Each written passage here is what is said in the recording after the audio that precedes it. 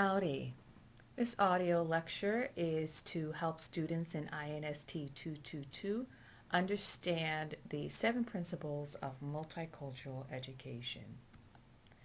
There are several principles of multicultural education written by several scholars throughout the field of multicultural education.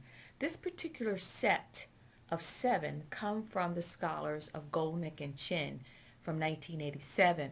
And although a few principles by different scholars exist out there, these 7 have been used consistently by many in the field and has earned a reputation for being solid and tested.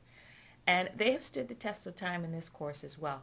What we'll do, we'll go through each one so you'll get an introduction and perhaps an understanding of each. Let's begin with principle number 1. In principle number 1, multicultural education must help all students increase their academic achievement levels in all areas, including basic skills. So that means it's more than just a feel-good, kumbaya approach to learning, but that we're really looking to see that students' test scores, let's say their test scores in STAR or their test scores in their SATs, actually have marked improvement because educators or trainers or scholars, instructors are using culturally relevant approaches. And if you look on the right, you'll see examples of this type of literature, and maybe this is all new to you, but there are thousands of pieces of literature that are written on this field that tell us that we can use culturally sensitive approaches that are relevant to students' sociocultural backgrounds and experiences to help them gain a better understanding and increase their academic performance in the areas of language arts, history, mathematics, engineering, whatever your background. If the instructor is savvy enough to understand who the learners are and incorporate a piece of their students into the content, then over and over again, the research has shown that vast improvement and vast economic gains transpire.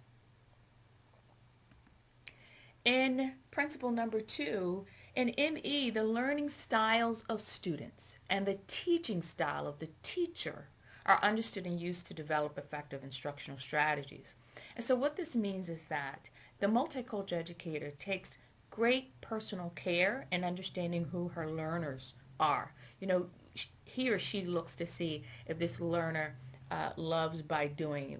In other words, is somewhat of a kinesthetic learner, or is more of a visual learner, or more of a thinking, someone who maybe be an auditory learner. They hear it and they get it. But the multicultural educator is always looking to see, okay, who are my learners and how do they learn?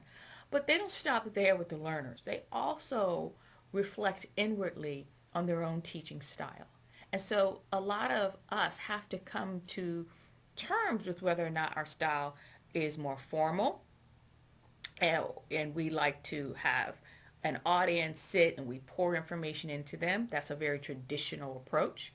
There are some of us who are more demonstrators or facilitators, and then there are those of us who are more delegators. But we have to realize, and when you look at the chart to the right, that the teacher's role in whatever style that we use in teaching changes, and even the student's role.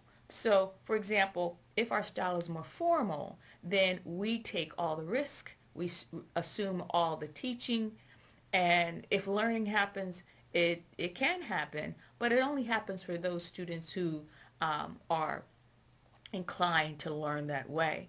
And the student's role is very passive, as opposed to, let's say, an educator who is more of a facilitator. You share in the teaching and learning experience. You give students an active voice, and their role becomes significant. It becomes equal to that of the teacher, and the teacher becomes more of a co-learner, if you will, and less of someone who is the sage on the stage, but more of the person who is the guide on the side. So take a look at that chart and see the different types of approaches to teaching styles and figure out who you are. In the end, I really think it's best that we use a different approach, a according to the learning experience that we're trying to share in the classroom. In other words, we need to sort of incorporate a kind of mixed bag. Be a facilitator one day, a delegator another day, be very formal in your teaching another day. Students need to see a mix of those teaching style approaches, but also we need to pay attention to our learners and their learning styles and make sure that we offer the kinds of learning experiences that appeal to the kinesthetic, the auditory, the visual, all types of learners inside the classroom. The third principle of multicultural education says that in ME, oral and nonverbal communication patterns between student and teachers are analyzed and changed to increase the involvement of students in the learning process. So we know that communication happens verbally, very overtly, but we also know that the nonverbal is just and equally as important and takes up most of the communication that may happen inside the classroom. The nonverbal includes facial expressions and eye contact and gestures and just in the way you move and look at students and respond to students and give certain body language. They have figured us out. They know when we really care about them, and they know when we are somewhat distant from them as well. They know when we have true concern and empathy for them, and they know when we are feigning it. So we have to be very careful and make sure that we bring our most authentic selves and learn to pay attention to our own communication inside the classroom. The oral is powerful, but the nonverbal can be even more powerful because the unsaid can really affect students in a very, very dramatic way. Let's move on to principle number 4. And it says that ME must start where people are. A lot of undergraduates struggle with understanding what this means, but it means really taking the time to research who your learners are, right? And understanding their identity, their interests, their families, their culture, their neighborhood, their passions, their input. And so we have many examples where teachers have done that and they've been really successful. But there are also examples where teachers are, for example, assigned a new class in a new school in a new school district, and they don't take the time to find out where the students shop, or what are the places of worship, or where do the students have and what have at their disposal in terms of community outlets. You have to go and do your homework, and we have instances where teachers have not done that kind of work and have been woefully underprepared to serve their learners. So you have to go in asking, who are your students? A teacher who embraces ME spends the time to get to know, even research her students' lives, interests, and backgrounds, then uses this information to add creativity, rigor, and engagement to classroom learning experiences. And principle number 5, ME must be integrated throughout the curriculum for all disciplines at all levels. Now, this should really be an eye opener for a lot of students, because a lot of folks think that multicultural education is for elementary school, for maybe a language arts class, and you maybe have a multicultural day. But scholars of multicultural education say, no. It is meant to be a process, something, or a real philosophy that we integrate throughout the curriculum, whether it's science or engineering or math or language arts, from the K through college level. And it's in every discipline, every subject, every level. And for a lot of us who have maybe a math science background, we say, well, that doesn't work. And it's not about really what you teach, and that's a little part of it. It really is about how you teach.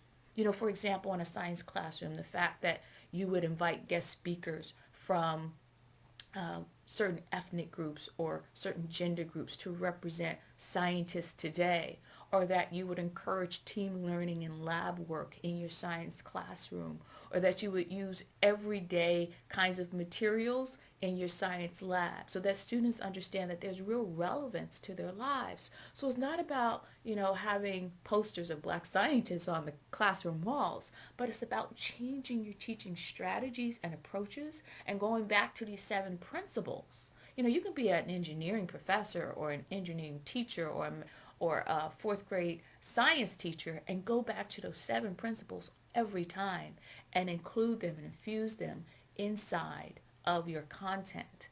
And at the end of the day, every kind of instructor has to ask him or herself, do I have that inclusive classroom? Let's move on. Number 6, the 6th principle says ME must deal with the social and historical realities of American society and the global society and help students gain a better understanding of the causes of oppression and inequality, including racism, ageism, sexism, classism, and all the other isms that you can possibly think of. And so what that means is that where most subjects and topics tend to sort of skirt issues that they deem to be inappropriate or taboo, the 6th principle of multicultural education says we got to deal with this stuff head on. We have to have the tough conversations. We have to be respectful in our tone. We have to listen to other people's opinion. We have the best country in the world. We're like a little over 400 years old. We're relatively young. But when you take a look at the timeline of our beautiful country, nearly 300 years of that time, we held people in captivity in this country, slavery. And then we spent another 100 years of Jim Crow, whereby people couldn't interact and go to certain schools, have certain jobs, live in certain neighborhoods. And that's the 1960s. So it really means that we've only had about 5 decades of people really being free by law, maybe not in full substance. And that's not a long time. We still have people on this planet who've been around since then. Their ideas can infiltrate society and how people are stereotyped. And if these people who have these ideas are in positions of power, they can work consciously and even unconsciously to oppress the opportunities of others. Whether we're talking about our GLBT brothers and sisters, or our Asian American brothers and sisters, or persons who have newly arrived to our country, persons who speak another language, people in poverty, we have to have these tough conversations, and they're not always comfortable. So principle number 6 says we got to get a little uncomfortable before we solve these issues, because there are people who still feel marginalized and oppressed. We've made great strides in our beautiful country when it comes to the treatment of women and persons of color and persons with disabilities, but we still have a long way to go. And so principle number 6 says, let's talk. Our final principle, principle number 7, says ME should incorporate multicultural resources from the local community. So the multicultural educator says that, you know what, I need to know what's going on in my students' lives and communities. I need to invite laypersons and people from the community and experts into my classroom. I need to see what are the local museums or places where kids can hang out after school. And I'm going to make sure that I reach out to them and they're a part of my students' lives. Can you imagine how exciting that is when you go beyond the traditional textbook and you open your classroom to the world, and not just to the local community? We now, with the ability of Skype and all kind of video conferencing techniques, we have the ability to invite the world into our classrooms. That is exciting. So whether they're coming in physically or we have folks coming in virtually, we can transform the way that our students interact with our content. Man, that's what a true multicultural educator does. So I want to leave you with this final slide and let you know that the 7 principles of multicultural education help us to really understand how the field is really sort of made up of these great ideas and principles about what it means to really exercise equity inside of our classrooms. And they're so important to the field of multicultural education that if I had to think of a house, right, as my metaphor, and where I would place these 7 principles on that house, they are so important that I think I would put them there on the foundation. Is that where you thought? Yeah, I think that's a good place to put them. Because if the house represents the field of multicultural education, the seven principles would represent the foundation by which the field is upheld. And that helps us understand those seven principles quite well. Aggies, thank you for your time. Please complete your assigned learning community questions. Thanks, and gig 'em.